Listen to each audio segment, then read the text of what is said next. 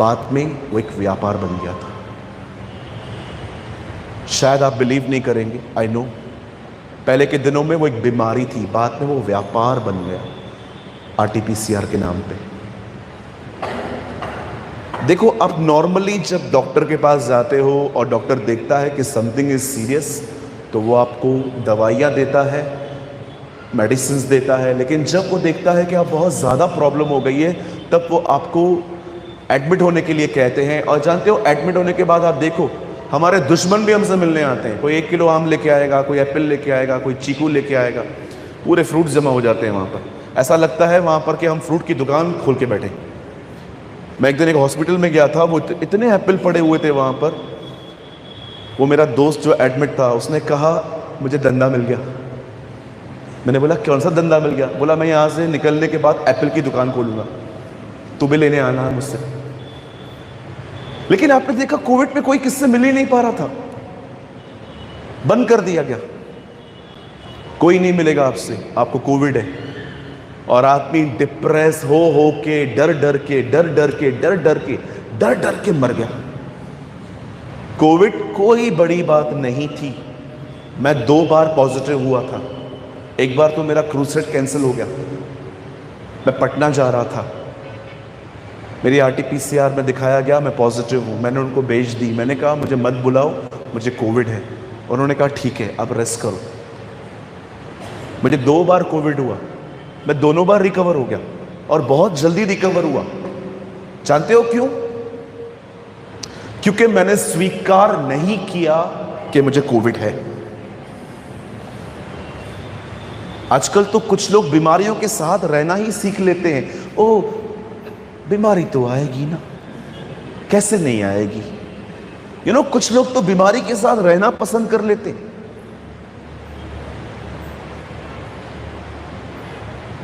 मेरी मदर एक दिन बीमार पड़ी और मैंने मां से पूछा, मां अब कैसे हो? अब तो एज बढ़ रही है, अब तो बीमारियां आएंगी ना।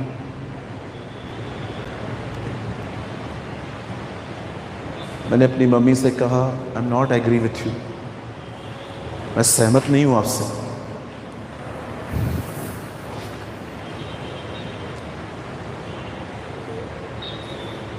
आपको कितने लोगों को यह बात पता है, जब आप विश्वास करते हो तो आपके साथ वो होता है, लेकिन अगर आप ये विश्वास करते हो मेरे साथ कुछ बुरा होने वाला है, वो भी होगा। अय्यूब में लिखा है, जिस डरावनी और बुरी बात के लिए मैं सोचता था वही मुझसे हुई। आपको क्या लगता है सिर्फ फेथ काम करता है? फियर ऑल्सो वर्क, डर भी काम करता है। आपको पता है लोग क्यों मरे? उनके मरने का एक मुख्य कारण था अधिक सोचना।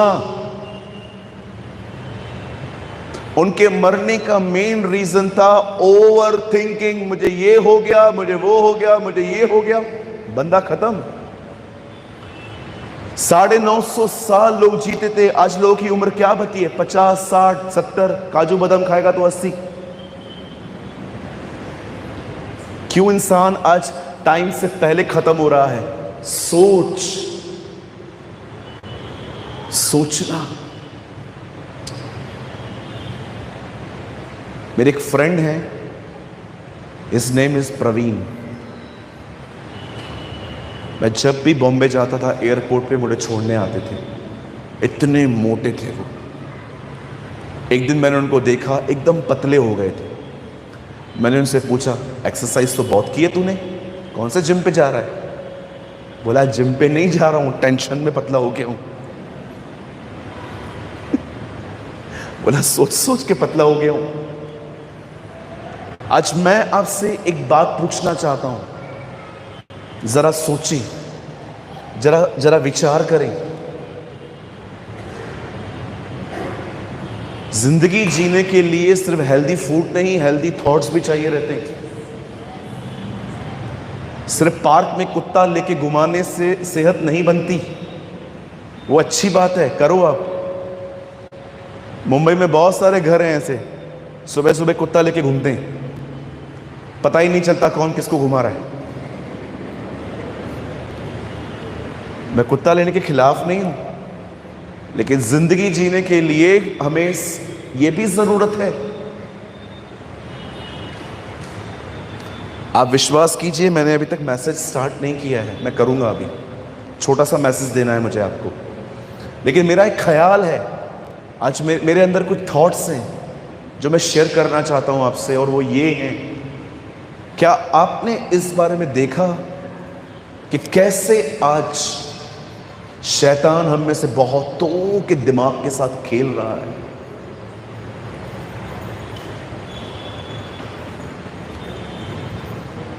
हमारी कलीसिया में एक बहन है, डॉक्टरों ने उन्हें कहा था आपको बेबी कभी नहीं हो सकता।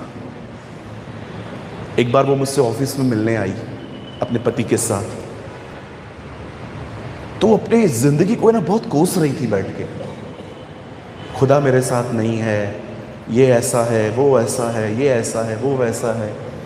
तब मैं जानने की कोशिश कर रहा था कि ये बहन इतनी फ्रस्ट्रेट क्यों है आखिर। तब बातों बातों में मुझे बताया उन्होंने कि एक्चुअली ब्रदर, मैं मैरिज के 15 साल के बाद भी मेरे पास बेबी नहीं है। I have a no kid lord, I am a childless women. मैंने कहा मेरी बहन, परमेश्वर आपको दे सकता है, लेकिन उन्होंने डॉक्टर की रिपोर्ट्स को इतना टाइटली होल्ड करके रखा था। नहीं ब्रदर, कैसे हो सकता है, ये देखो रिपोर्ट में तो ये है, मैं सब कुछ करवा चुकी हूँ, मैं अब्रॉड के डॉक्टर से भी बात कर चुकी हूँ, वो भी ऐसे ही बोलते हैं कि नहीं नहीं आप ऐसे ही रहोगे। मैंने कहा उन्होंने कहा है ना, खुदावन ने तो नहीं कहा है। बाइबल में तो लिखा गया है बाँझ को सुहागिन से अधिक बच्चे होंगे। There is a word in book of Isaiah. मैं आपको बताना चाहता हूं, आज उन्हें एक बेटा है, उनके पास एक लड़का है, खुश है वो। कितना हम लोगों की बातों को होल्ड करके रखते हैं ना, इसने ये बोला, इसने ये कहा, वो इसने ये कहा, उसने वो कहा। मैं आप में से हर एक को कहना चाहता हूं, जो मनुष्य से नहीं हो सकता वो परमेश्वर से हो सकता है।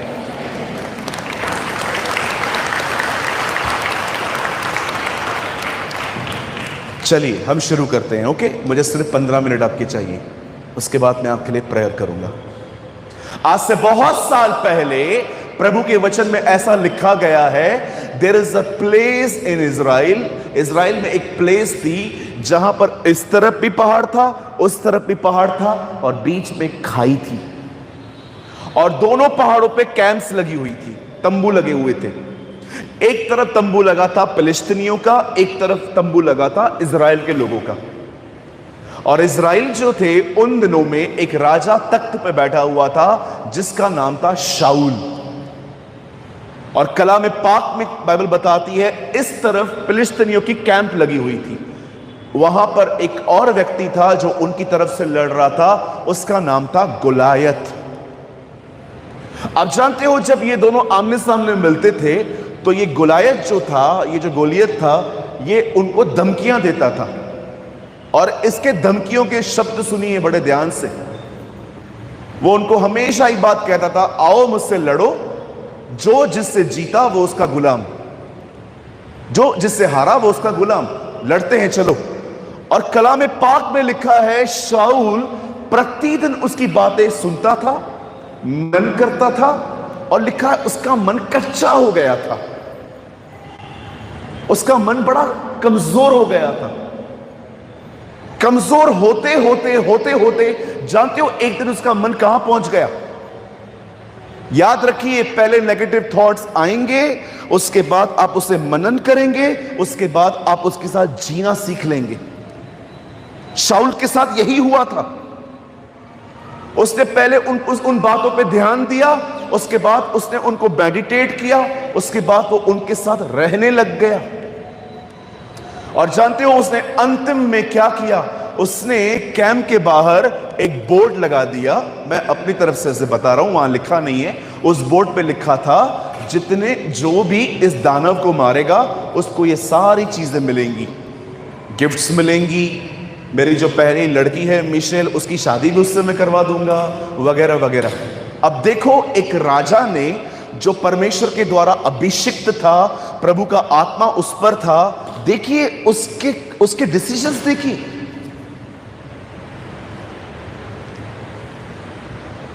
एक क्रिश्चियन अपने नॉलेज से पहचाना नहीं जाता, एक क्रिश्चियन अपने स्टैंड से पहचाना जाता है।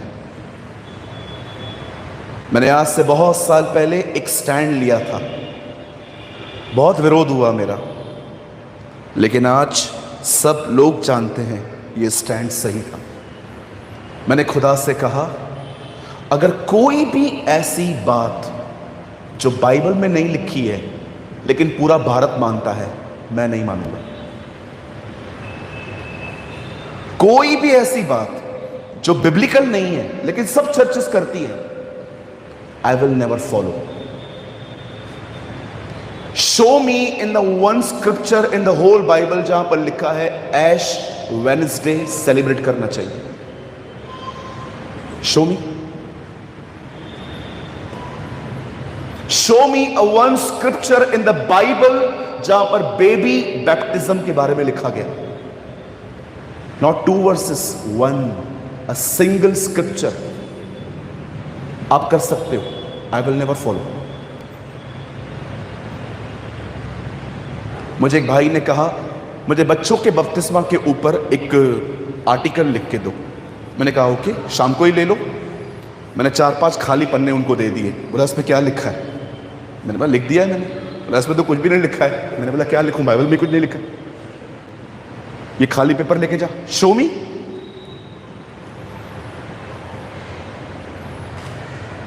आप फॉलो करेंगे, I will not. A Christian must be recognized by his stands. Shadrach, Meshach, Abednego. मैंने संडे को अपने चर्च में प्रीच किया था कि कैसे पूरे यहूदी उस मूर्ति के सामने झुके पड़े थे, लेकिन लास्ट में 3 लोग ऐसे खड़े थे।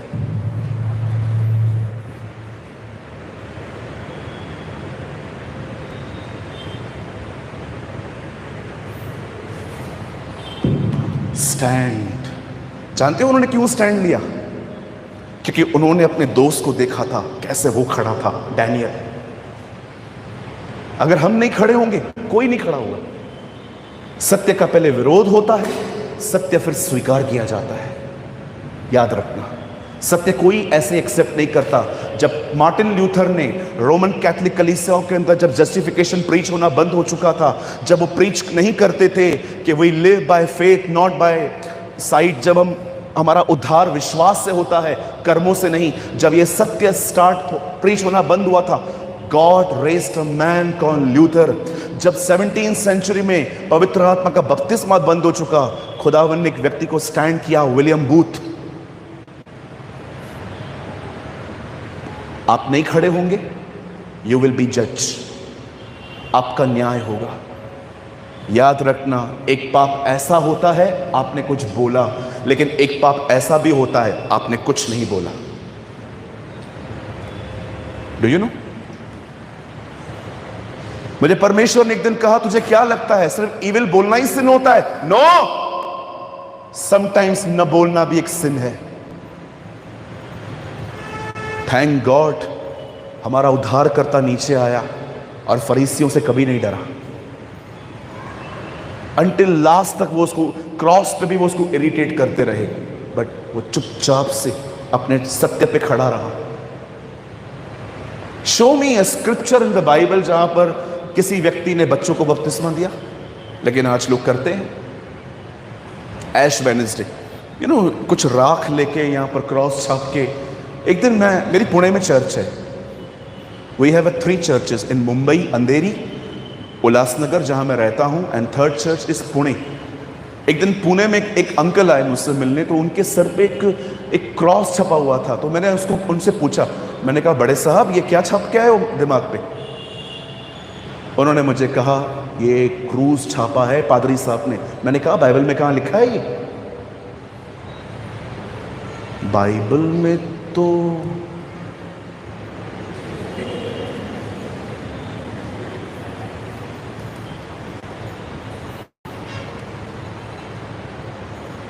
बोलो बोलो।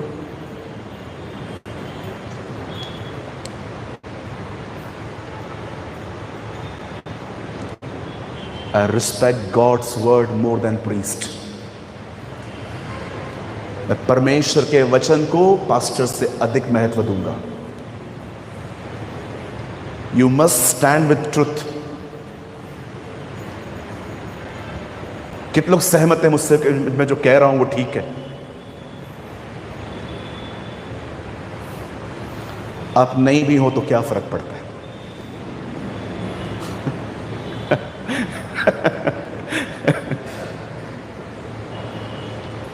हमारे कलीसिया में एक बहन आई 3 साल के बच्चे को लेके। ओ ब्रदर, मेरे बच्चे को बपतिस्मा कर दो। मैंने कहा आपके बच्चे को पता है पाप क्या है? नहीं ब्रदर, आपका डिसीजन इनके लाइफ में। उनको बड़े होने दो, उनको पाप और पवित्रता की पहचान होने दो, उन्हें स्वीकारने दो कि वो गुनहगार हैं, पश्चाताप करने दो, तब उनका उद्धार होता है। मसीह परिवारों में जन्म लेने से मसीह का उद्धार नहीं होता। क्रिश्चियन सरनेम मिलने से आप क्रिश्चियन नहीं बनते सर। यीशु मसीह किसी क्रिश्चियन, किसी जाति के लिए नहीं मरा। कलाम पाक कहती है वो इस संसार के गुनहगारों के लिए मरा है। जब तक एक व्यक्ति खुद कन्विक्ट नहीं होता कि वो सिन कर रहा था और उसको पश्चाताप और तौबा की जरूरत है और उसको विश्वास करने की जरूरत है, तब तक किसी व्यक्ति का उद्धार नहीं होता। 3 साल के बच्चे को क्या पता है मुझे बताओ तो? 3 years चाइल्ड, 3 साल के बच्चे को क्या पता है मुझे बताओ? जब आप कहते हो कि उसको बपतिस्मा दे दो, कहां लिखा है? चाहे कोई चीज भारत फॉलो करे, आई विल नॉट।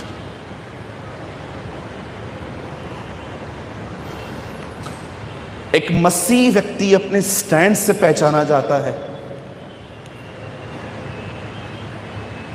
एक दिन मेरे कलीसिया के अंदर एक भाई ने मुझे आके बताया, पास्टर साहब शाम को मेरे साथ एक भाई आ रहा है,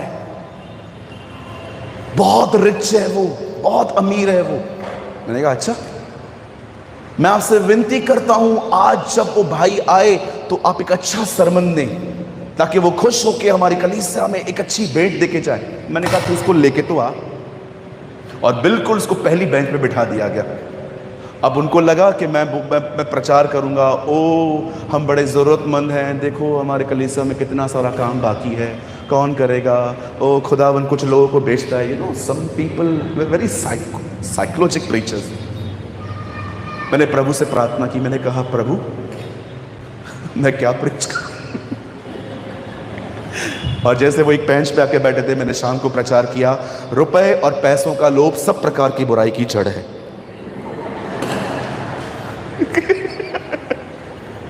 वो चले गए। हु केयर्स, लोग हमारी कलीसिया बनाएंगे, यीशु मसीह अपनी कलीसिया बनाता है।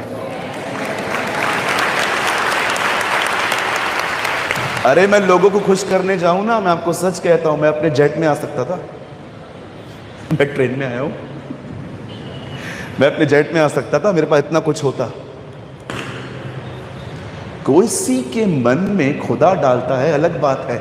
हम क्यों इशारे दें लोगों को कि हमें जरूरत है? वह अपने घर को खुद बनाता है। लोगों के मन में कोई डालता है वो बात अलग होती है, कोई आपको वॉलंटियरली आके देता है। अब मैं लोगों के वजह से अपने सरमन चेंज करूं? बोलो बोलो, चुप क्यों गए हो आप लोग? कौन स्माइल, थोड़ी स्माइल, दांत बात दिखा भाई पीले वाले।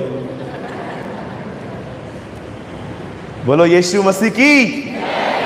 बाइबल बताती है उसने एक स्टैंड लिया, उसने कहा मैं नहीं लड़ सकता। ये देखो बोर्ड, जो भी इससे लड़ेगा उसे सोना मिलेगा, चांदी मिलेगी, कपड़े मिलेंगे, मेरी बेटी मिलेगी, ये सब मिल जाएगा। और कलाम पाक कहता है उन दिनों में आर्मी में दाऊद के भाई काम करते थे, वो भी हारे हुए थे। एक दिन दाऊद अभिषिक्त होने के बाद, बोलो अभिषिक्त होने के बाद, ये बड़ी पेचीदा है जो मैं बोल रहा हूं, हर्ट कर सकती है आपको। दाऊद का अभिषेक हुआ, उसने क्या किया? चर्च खोल दिया। आप आज एक आदमी के ऊपर हाथ रखो, कल आपके घर के पास में चर्च खोल देगा। दाऊद का अभिषेक होने के बाद भी लिखा है वह अपने भाइयों को टिफिन देने गया था। अभिषेक मात्र सेवा करने के लिए नहीं, एक नौकर बनने के लिए मिलता है। You must understand this truth. उसके बहुत सारे फ्रूट्स हैं। दाऊद का अभिषेक हुआ, लेकिन अब भी देखो वो अपनी डेली लाइफ में और फेथफुल बनता जा रहा है। और वो अपने भाइयों को टिफिन देने के लिए जब वहां पर गया, वहां पर क्या लिखा गया है, उसने वहां पर उसकी धमकियां सुनी और खड़े होकर कहता है, ये कौन है जो हमें इस तरह से बात करता है? खुदावंद की बेइज्जती करता है ये आदमी।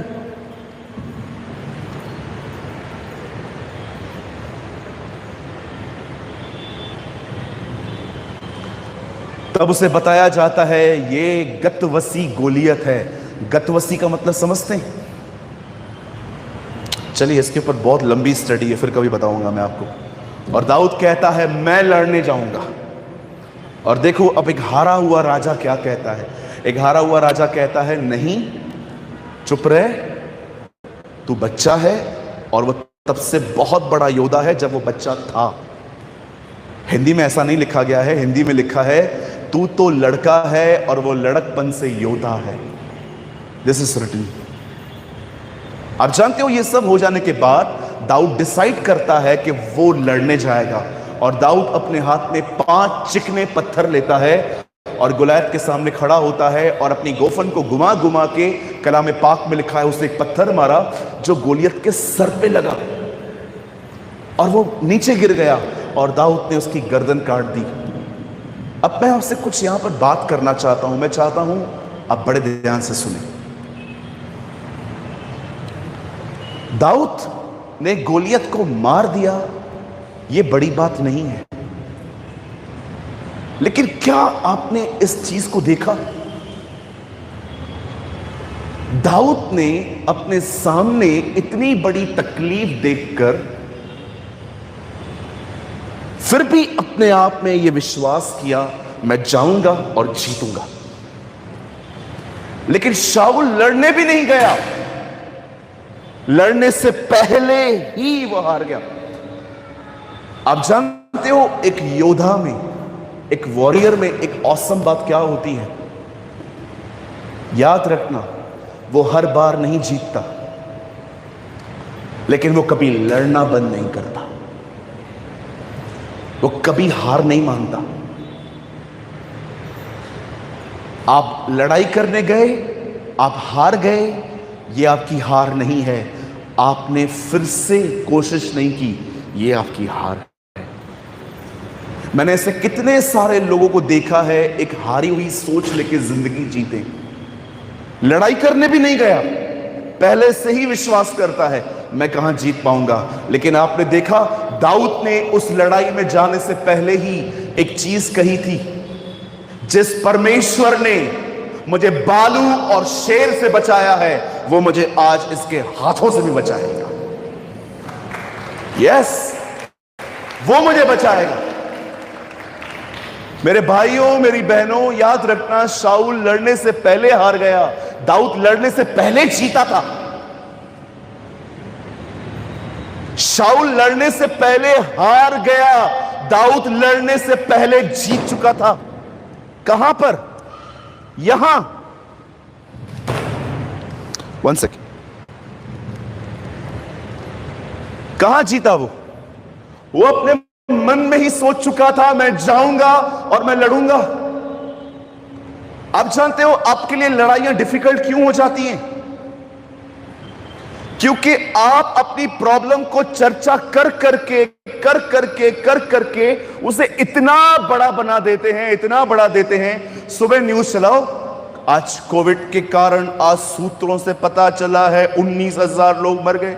ये सूत्र हैं कौन? मुझे पकड़ के दिखाओ इनको, है कौन? सूत्रों से बात करें हम। फिर दूसरा चैनल चलाओ, आंटी बोलती है वहां पर बैठ के, ओ आज लगता है हमारे बीच में ऑक्सीजन मशीन नहीं आ पाएगी और मरने की वालों की तादाद बढ़ सकती है। चलो भाई कुछ और लगा दो। तीसरे को चलाओ, वो कहता है अस्पतालों में बेडों की कमी है। स्ट्रांग नहीं था कोविड इतना, मीडिया ने बात कर करके उसको स्ट्रांग बना दिया। कोई भी चीज तब तक इतनी मजबूत नहीं हो सकती जब तक आप उसे बार बार बार बार बार बार न कहें। मैं आपको कहना चाहता हूं कोविड-19 सबसे बड़ा नहीं है। मैं आपको बताना चाहता हूं कैंसर सबसे बड़ा नहीं है। मैं आपको बताना चाहता हूं डिप्रेशन सबसे बड़ा नहीं है। एक नाम है जो सारे नामों में महान और बड़ा है, वो यीशु मसीह का नाम है। There is a name above all name and his name is Jesus। अरे उसकी चर्चा करो। टेबल पे खाना खाते हो ना, उसकी चर्चा करो। अच्छा बता तूने क्या पढ़ा आज? ओ मैं ये पढ़ रहा था। कलाम पाक कहता है, दाऊद ने कहा मुझे यहोवा ने इसलिए जीवित रखा ताकि आने वाली जनरेशन को उसका जिक्र करूं। परमेश्वर इस्राएलियों को कहता है, उठते बैठते अपने बच्चों के बीच में बार बार मेरी व्यवस्था का जिक्र करो। मैं आपसे पूछना चाहता हूं, आप कौन सी चीजें अधिक बात करते हैं? माफ कीजिएगा, मैं कोई अपनी बड़ाई नहीं कर रहा हूं। अगर आप मेरे सामने यहां वहां की बातें करोगे ना, मैं चुप रहूंगा आपके सामने। मुझे नहीं कर रही। बातों को कर करके उसको बड़ा ना बनाएं। हमारा खुदा सबसे बड़ा है। क्या चर्चा करते हैं जब आप लोगों से बात करते हैं? क्या जब आप घर के अंदर एक दूसरे के साथ मिलते हैं, क्या आप कुछ अध्ययन की बातें करते हैं, बाइबल स्टडी की? कि कलीसिया में जो लोग पाप में गिरे हुए हैं, बेचारे कमजोर हैं, उनके बारे में जिक्र करते हैं, ये आंटी ऐसी है, ये अंकल ऐसे हैं, ये ऐसा है, वो ऐसा है। बोलो, अगर इतना बोझ है तो उनके लिए दुआ करिए ना। उनकी बातों को, उनकी कमजोरियों को आप बड़ा क्यों बनाते हैं? एक दिन मैं अपने चर्च के कुछ भाइयों के साथ ऑफिस में बैठा हुआ था। एक भाई ने एक दूसरे भाई की बात निकाली जो पाप में गिरा था। एक्चुअली वो बचपन से चेन स्मोकर रहा है, और जब भी वो आज बहुत ज्यादा स्ट्रेस में आ जाता है, स्मोकिंग करके आ जाता है। तो उसने किसी भाई से जिक्र किया कि मेरी ये आदत छूट नहीं रही है। उस भाई ने टेबल पे उसका जिक्र किया। फिर एक दूसरे भाई ने कहा, अरे ये तो है ही ऐसा, ये भी ऐसा। और बड़े शर्म की बात बताता हूं, मैं भी मिक्स हो गया और सब चले गए। मेरे अंदर शांति नहीं थी, मेरे अंदर पीस नहीं था। मैंने खुदा से कहा, प्रभु मेरा पीस क्यों नहीं है? क्या तू सच में उस भाई से प्यार करता है? मैंने कहा, हाँ प्रभु मैं करता हूं। तो तू उससे नंगा क्यों कर रहा था? प्रेयर करना उसके लिए। तो 5 लोग इकट्ठे थे ना, तुमने दुआ की उसके लिए एक बार भी?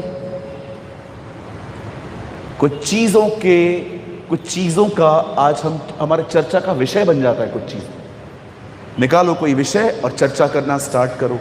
अगर मैं आपको सच कहता हूं, अगर हम ऐसे हैं ना तो हम गलत हैं। मैं आपसे पूछना चाहता हूं, क्या आपने उन लोगों के लिए दुआ की?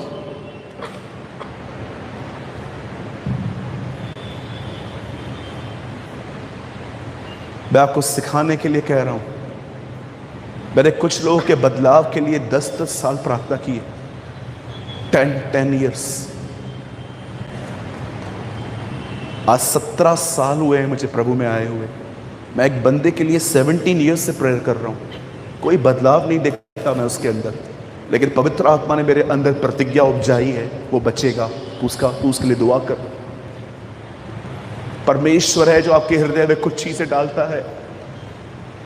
जरूबाबेल ने इस मंदिर की नींव डाली है और जरूबाबेल इसे पूरा करेगा, जकरिया में लिखा है।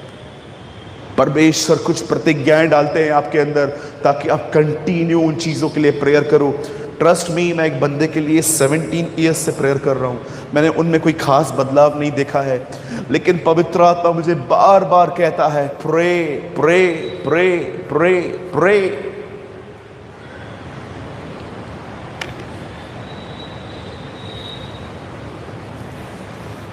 जानते हैं शाऊल क्यों हार गया? दाऊद क्यों जीत गया? जानते हो रीजन क्या था? शाऊल गया भी नहीं, हार गया। दाऊद लड़ने से पहले जीत गया था। जानते हो, सीक्रेट बहुत सिंपल है।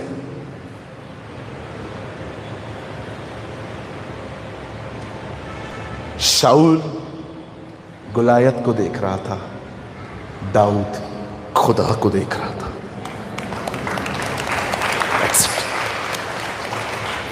आप किसे देख रहे हैं इन दिनों में?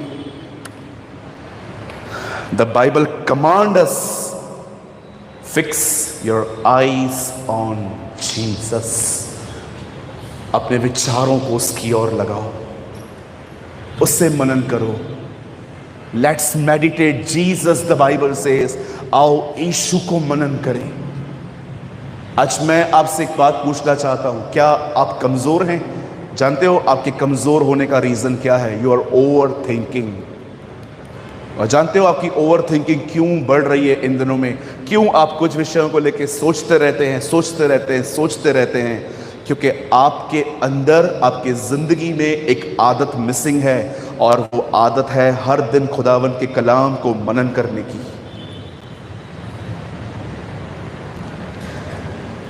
मैं बहुत सुबह जल्दी उठ जाता हूं, कुछ देर दुआ कर लेता हूं, और मैं सेम दुआएं नहीं करता। मैं चुपचाप से बैठता हूं, पवित्र आत्मा से कहता हूं, पवित्र आत्मा आप जानते हैं खुदा के दिल में क्या है। मैं वेट करता हूं कुछ देर कि आप वो चीज़ मेरे दिल में लेके आएं, ताकि मैं उस बात के लिए दुआ करूं। और दुआ करने के बाद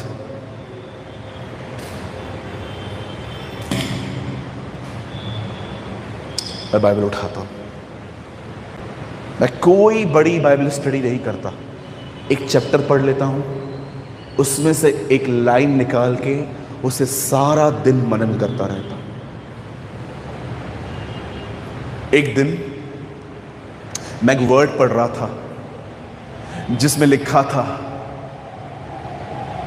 आकाश के पक्षियों को बसेरे हैं, लोमड़ियों को बटे हैं, परंतु मुझे सर रखने की जगह नहीं है।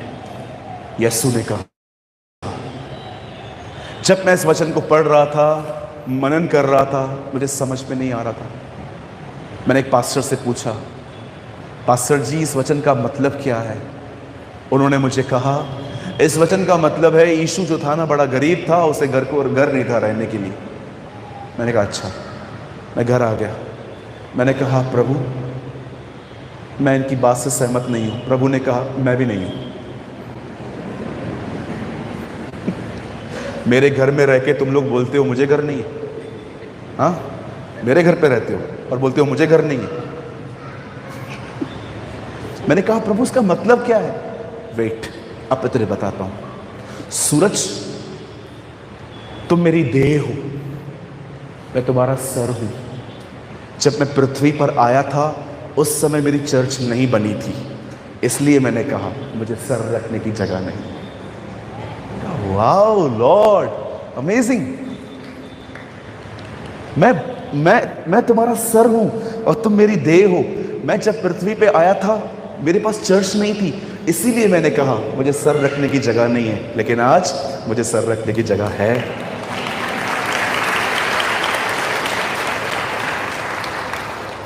मेरे भाइयों, मेरी बहनों, स्ट्रेस से लड़ो मत। Learn to change your mind. आप नहीं लड़ पाओगे टेंशन से। Learn to divert. अपना ध्यान हटाओ, खुदा के कलाम पे आओ। मैं बहुत ऐसा प्रचार कर सकता था, आप लोग खड़े होकर डांस करते थे, लेकिन मुझे ये प्रचार नहीं करना था, मुझे कुछ समझाना था आपको। आज वर्ड को मेडिटेट करना सीखिए। प्रतिदिन, हर दिन इस रोटी को लेकर उसे तोड़ तोड़ कर खाना सीखिए। हमारे प्रभु यीशु मसीह का आखिरी संदेश था, उसने रोटी ली और तोड़ी और बांटी। इस रोटी को तोड़ना और तोड़ तोड़ के खाना, मनन करना सीखें। भजन सहायता की शुरुआत इस तरह होती है, क्या ही धन्य है वह जो पापियों के मार्ग में न खड़ा हो, न ठट्ठा करने वालों की मंडली में बैठे, परंतु वह यहोवा की व्यवस्था से प्रसन्न रहता है और उसी पर दिन और रात ध्यान करता है। या वो व्यक्ति बनेगा जो एक पेड़ है और उसकी जड़ें पानी में हैं और वो अपनी ऋतुओं में फलता रहेगा। This is God's word. एक सवाल पूछ के मैं मैसेज को खत्म करना चाहता हूं। कितने लोग हैं यहां पर, हाथ मत उठाइए, जिस अपने आप को आंसर कर दीजिए। कितने लोग हैं यहां पर जो प्रतिदिन बाइबल को खोल के पढ़ने के बाद बंद कर देते हैं, पर उसके बाद भी दिमाग में बाइबल खुली रहती है?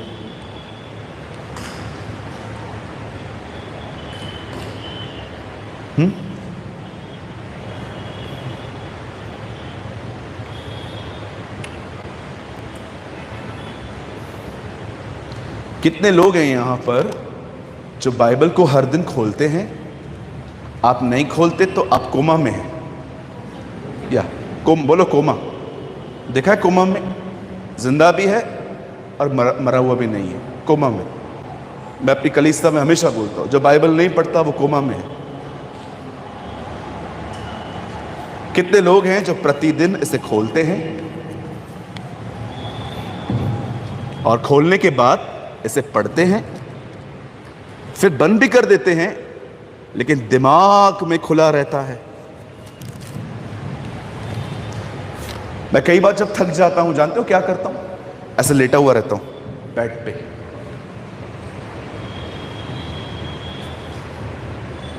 आदि में वचन था, वचन परमेश्वर के साथ था, वचन ही परमेश्वर था, सब कुछ इसी के द्वारा पैदा हुआ। जो कुछ हम देखते हैं, कोई भी चीज इससे बाहर पैदा नहीं हुई। उसमें जीवन था और वो जीवन मनुष्यों की ज्योति था। एक मनुष्य परमेश्वर की ओर से आया, उसका नाम यूहन्ना था। वह ज्योति की गवाही देने आया ताकि उसके द्वारा सभी लोग ईमान को पाएं। वह आप ज्योति न था, परंतु उस ज्योति की गवाही देने आया जो जगत में आने वाली थी। वह जगत में था, परंतु उसे जगत ने नहीं पहचाना। वह अपने ही घर में आया, परंतु उसके अपनों ने ही उसे स्वीकार नहीं किया। परंतु जितनों ने उसे स्वीकार किया, उसको उसने परमेश्वर की संतान का हक दिया। वे न तो लहू से न तो मांस से, परंतु खुदा से पैदा हुए। वचन देहधारी हुआ, वर्ड बिकेम फ्लैश, और वह हमारे बीच में आया। हमने उसकी ऐसी महिमा देखी जैसे पिता के इकलौते पुत्र की। मैं थका हुआ, बट मैं मेडिटेट करता रहता हूं। यही कारण है मेरे अंदर सड़े और बकवास ख्याल कम होते, बिकॉज आई नो कि मुझे क्या करना है। बाइबल को इतना पढ़ो, इतना मनन करो कि अगर आपके हाथ में बाइबल ना हो तो भी वो आपके अंदर खुली हुई है। Be a strong Christian. कहां स्ट्रॉन्ग बनना है brother? Mentally.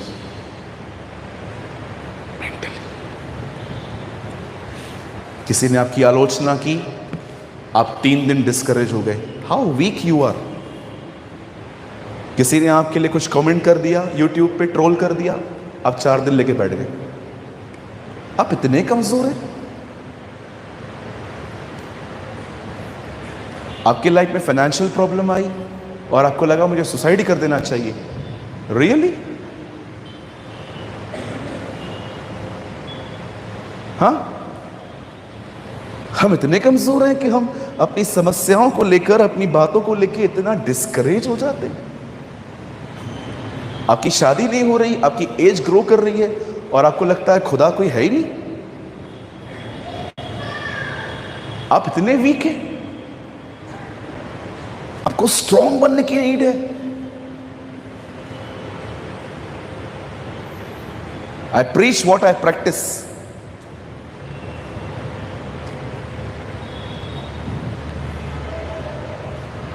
You need to be a strong man and woman of God. Problem हमको हिलाएंगी? अरे मैंने बहुत बचपन में प्रॉब्लम्स देखी हैं। आजकल बच्चों को घड़ियां पहनी रहती हैं महंगी महंगी। मैं तरसता था इन चीजों के लिए। एक दो पैंट्स में मैंने 5 साल निकाले। 2 पैंट्स होते थे मेरे पहनने के लिए, 5 साल निकाल दिए मैंने उसमें। निशान है ब्लेड्स के। मैं इतना डिप्रेशन में था, लेकिन जब मैंने यीशु को स्वीकारा, मुझे सहारा मिला। वो मेरा कफारा बना।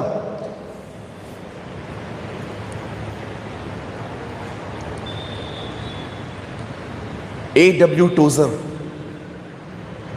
आप जानते हो, वो एक लाइन के ऊपर 8-8 घंटे मनन करते थे। वो बाइबल की एक आयत को 8-8 घंटे मनन करते थे। Read his biography. स्मिथ विगिल्सवर्थ ने कहा, वचन को तब तक खाओ जब तक वचन तुम्हें न खा ले।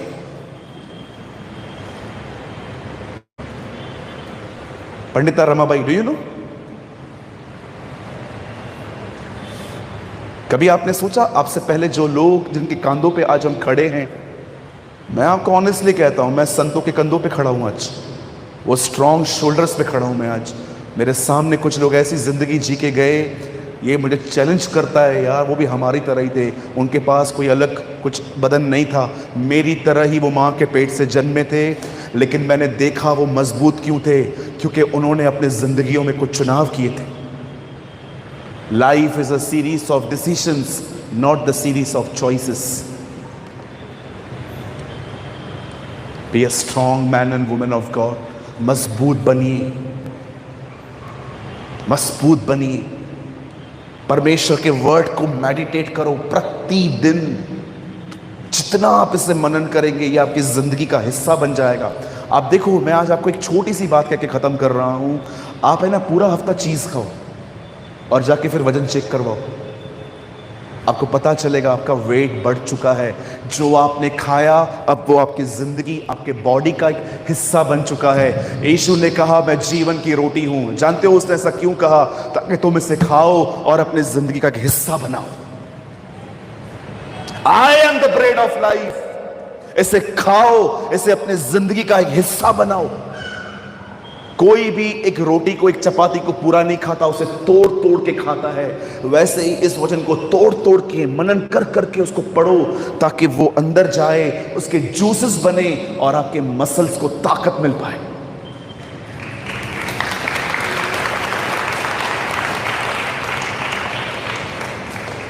एक जाने से पहले हारा, एक जाने से पहले जीत चुका था, क्योंकि उसका फोकस परमेश्वर था। शाऊल ये सोच रहा था, मैं कैसे बचूंगा। दाऊद ये सोच रहा था, ये खुदा से कैसे बचेगा। आमीन, बोलो यीशु मसीह की। तो प्लीज लेजीनेस से बाहर आइए। यंग पीपल, आपको बहुत बाइबल पढ़नी है। मैं जब नया नया प्रभु में आया, मेरी जॉब चली गई थी। मेरी नौकरी चली गई सच बोलने की वजह से।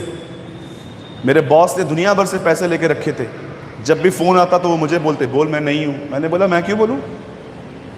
आप बोलो ना, आपने पैसे लिए हैं। उन्होंने बोला, क्यों, झूठ क्यों नहीं बोलेगा? मैंने कहा, मैं मसीह हूं, मैं झूठ क्यों बोलूं? मसीह लोग झूठ नहीं बोलते। मैंने बोला, जो झूठ बोले वो मसीह है ही नहीं। फिर क्या करेगा अभी? मैंने बोला, मैं झूठ नहीं बोलूंगा, आप देखो। मैंने काउंटर छोड़ दिया था, मैं काउंटर पे खड़ा होता था। मैंने कहा, नहीं, वहां पर बाइंग और सेलिंग में बहुत झूठ बोलना पड़ता है, मैं पीछे गोडाउन देखूंगा। फिर उन्होंने बोला, ठीक है, तुम घर जाओ। मैं घर पे आया, दरवाज़ा खुला, मेरी मम्मी सामने। 2:30 बजे घर पे आया है। मैंने बोला, माँ जॉब गई। 2.5 साल में घर पे बैठा था, मेरे पास काम नहीं था, घर पे जरूरत थी पैसों की। 2.5 साल घर पे बैठा था। उन 2.5 सालों में मैंने प्रतिदिन 18-19 घंटे बाइबल पढ़ी, हर दिन। मेरे घर पे एक बाबा आए, मेरी माँ को लगा मेरे ऊपर किसने जादू कर दिया, सारा दिन काला किताब लेके बैठा रहता है, ये पता नहीं क्या करता रहता है। फिर हमारे घर पे कोई आए, उन्होंने कहा क्या है ये सब, बहुत कुछ बोला उन्होंने मुझे। बाद में उन्होंने बोला बोलता क्यों नहीं कुछ तू। मैंने बोला मैं बोलूं तुझे अच्छा नहीं लगेगा। बोला बोल, फिर भी बोल। मैंने कहा तू भी प्रभु में आएगा। अरे कहां जाएगा, उसे छोड़ कोई खुदा ही नहीं है।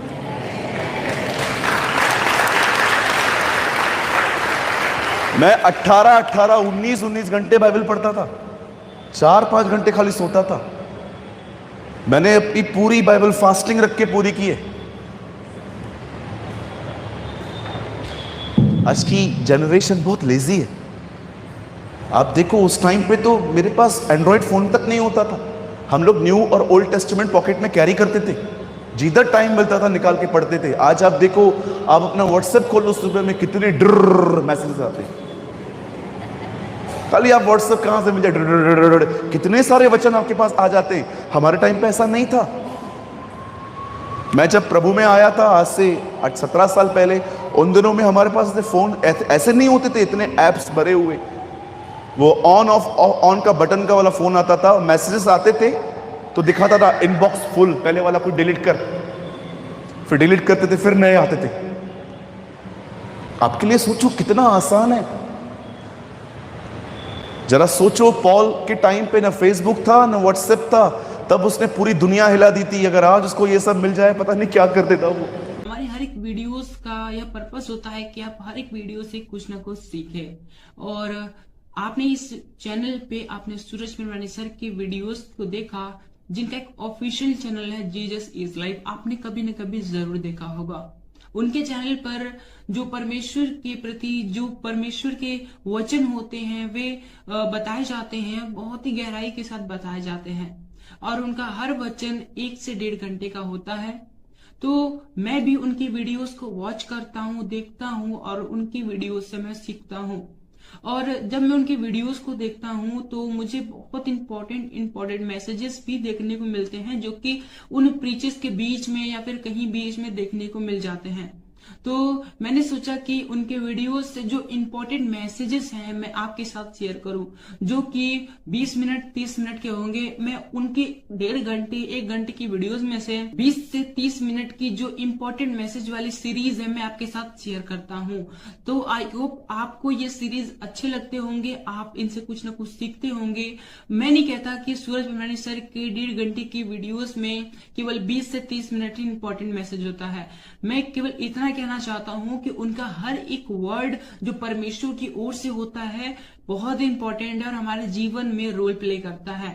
लेकिन हम उन बहुत ही सारे के सारे पॉइंट्स इंपॉर्टेंट है, बट उनसे भी ज्यादा इंपॉर्टेंट जो पॉइंट होता है मैं आपके साथ शेयर करता हूं, और आप इस चैनल पे उन वीडियोस को देखते हो। आप चाहो तो मेरे चैनल पे जाकर, इस चैनल पे जाकर काफी सारे वीडियोस देख सकते हो, जो कि सूरज पिरवानी सर के मैसेजेस हैं, जो परमपिता परमेश्वर के वचन हैं, आपको वहां पर देखने को मिल जाएंगे। और बहुत ही गहराई के साथ सूरज पिरवानी सर ने आपके साथ शेयर किया है। मेरी आशा है कि आप ये वीडियोस देखकर ब्लेस होते होंगे, क्योंकि इन वीडियोस पर, इस चैनल पर काफी कुछ कमेंट्स आते हैं, जिसमें कुछ लोग कहते हैं, ज्यादा नहीं कहते, बस 1-2 लोग का मैसेज मुझे ऐसा देखने को मिला, वो ऐसा कमेंट करते हैं कि दूसरे के मैसेजेस को कॉपी क्यों करते हो और अपने चैनल पे अपलोड करके उसे अपना बनाते हो, अपना कहते हो। तो मेरा उनको केवल यही रिप्लाई है, क्योंकि परमपिता परमेश्वर का वचन सभी के लिए है, और हमारा काम है परमपिता परमेश्वर के वचनों का प्रसार करना और लोगों तक पहुंचाना, चाहे वो किसी के भी द्वारा कहे गए हो, चाहे वो किसी के द्वारा प्रचार किए गए हो। लेकिन हमें केवल इतना करना है कि हमें उन वचनों को, परमपिता परमेश्वर के जो वचन है, उन्हें लोगों तक पहुंचाना। हमारा केवल यही उद्देश्य है कि परमपिता परमेश्वर का वचनों का किसी न किसी तरीके से प्रचार होना चाहिए। वो चाहे हम खुद प्रचार करें या फिर कोई भी प्रचार करे, अगर हम उन प्रचार को लोगों तक पहुंचा रहे हैं तो इसमें कोई भी गलत बात नहीं है, इसमें कोई भी बुरी बात नहीं है।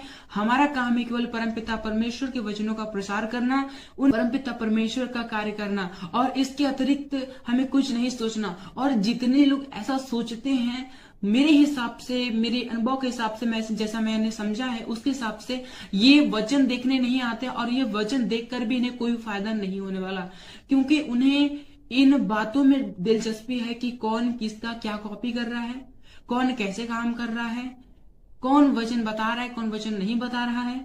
केवल उन्हें इन्हीं बातों से मतलब है। उन्हें इस बात से मतलब नहीं है कि वचन उन तक पहुंचा। उनको इस बात से मतलब है कि वचन किसके द्वारा पहुंचा। वचन से उनको मतलब नहीं है कि वचन हमारे पास आया, वचन क्या है क्या नहीं है, क्या सिखाता है, उनसे उसको कोई मतलब नहीं है। लेकिन उनको इस बात से पूरा पूरा मतलब है कि वचन किसके द्वारा आया है, कौन कर रहा है, कैसे आया है, उनको इससे मतलब है। क्या आया है, वचन में क्या आया, उनसे उनको मतलब ही नहीं है। तो ऐसे लोगों को मैं केवल यही रिप्लाई देना चाहूंगा कि वो इन बातों पर ध्यान ना दे। अगर आप तक परमेश्वर की वीडियोस पहुंचते हैं, ज्ञान के वीडियोस पहुंचते हैं, तो आप उन्हें देखें, उनसे ज्ञान प्राप्त करें और परमेश्वर के ज्ञान में बढ़े, और इसके अतिरिक्त वो कुछ ना करें। लेकिन अगर वो इससे ज्यादा कुछ करते हैं तो परमेश्वर के लिए यह ग्रहण करने के योग्य नहीं होगा, और वो वीडियो देखेंगे, आधा घंटा 1 घंटा जो भी समय देंगे, उनका समय देना व्यर्थ हो जाएगा। वचन कहता है कि हम जो करें पूरे मन से करें। फरीसियों को यीशु मसीह ने सीधे सीधे कह दिया कि ये लोग तो केवल फालतू के टाइम वेस्ट करते हैं, परमपिता परमेश्वर की आराधना उपासना करते हैं जो कि व्यर्थ है। मजाक करते हैं ये लोग, इन लोग की आराधना प्रार्थना मैं स्वीकार नहीं करूंगा, क्योंकि इनके मन मुझसे दूर हैं। ये आते तो मेरे पास हैं, लेकिन इनका मन, इनकी सोच, इनका जो हृदय है वो मुझसे दूर है। और परमपिता परमेश्वर ने कहा मन से दीन बनो, मन के शुद्ध बनो, मन मन मन, हर जगह परमपिता परमेश्वर ने मन को प्राथमिकता दी है। और जब यीशु मसीह ने कह दिया कि फरीसियों के मन उनसे दूर है, तो वो कैसे परमेश्वर के पास हो सकते हैं, कैसे वो यीशु मसीह के नजदीक हो सकते हैं।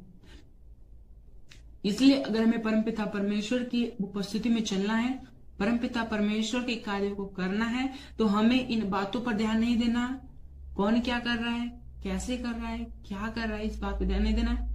हमें इस बात पे ध्यान देना है कि वचन क्या है, वचन क्यों है, वचन कैसे है, मेरे जीवन में वचन कैसे लागू होगा। अगर ये वचन मेरे पास पहुंचा है तो मैं इन वचनों पर कैसे चल सकता हूं, और अगर मैं नहीं चल सकता तो क्यों नहीं चल सकता। फिर जाकर इन सभी रीजंस को दूर करो, और जब रीजंस दूर हो जाएंगे तो फिर आप परमपिता परमेश्वर के वचन में ऑटोमेटिकली ही ग्रोथ करोगे, ऑटोमेटिकली ही बढ़ते जाओगे, और इसमें कोई भी गलत बात नहीं है। सो आई होप आपने इस वीडियो के शेयर किए जाने के पर्पस को आपने समझा होगा। तो आज की वीडियो को हम यहीं तक रखते हैं, मिलते हैं नेक्स्ट वीडियो में। आप सभी को जय मसीह की, प्रेज़ द लॉर्ड।